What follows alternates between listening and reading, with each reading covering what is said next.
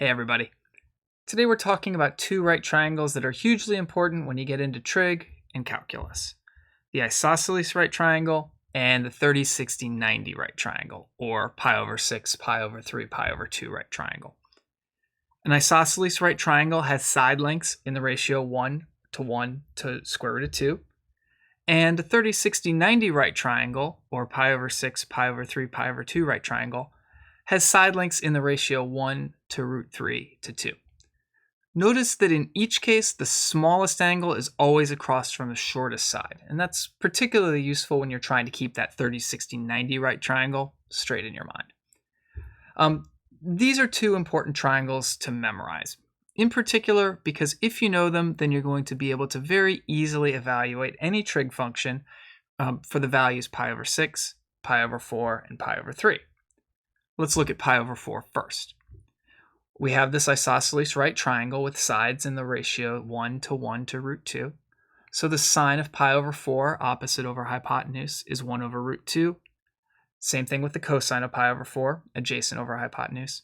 And the tangent, opposite over adjacent, is just 1. We can do cosecant, secant, and cotangent by taking the reciprocals of those three. The other triangle, the 30, 60, 90, or pi over 6, pi over 3, pi over 2 right triangle, allows us to know trig functions for both pi over 6 and pi over 3. So we really get 2 for the price of 1 here. Let's run through the trig functions of pi over 6 first. Sine of pi over 6, opposite over hypotenuse, is 1/2.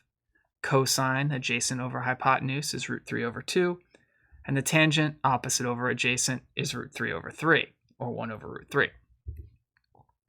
Cosecant, secant, and cotangent are the reciprocals of those. Similarly, for the angle pi over 3, we have the sine of pi over 3 is root 3 over 2, the cosine of pi over 3 is 1/2, and the tangent of pi over 3 is the square root of 3.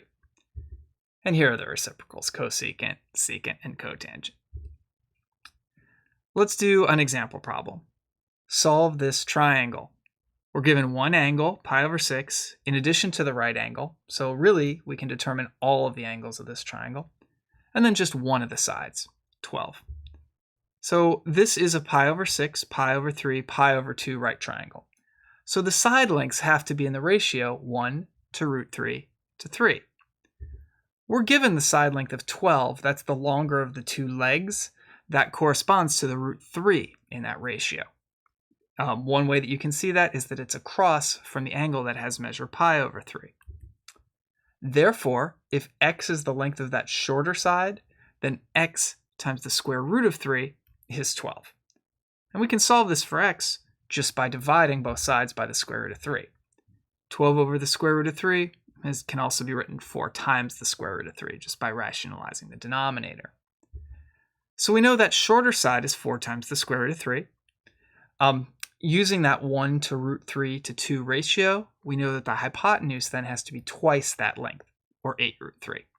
So overall, this is the solution to that triangle.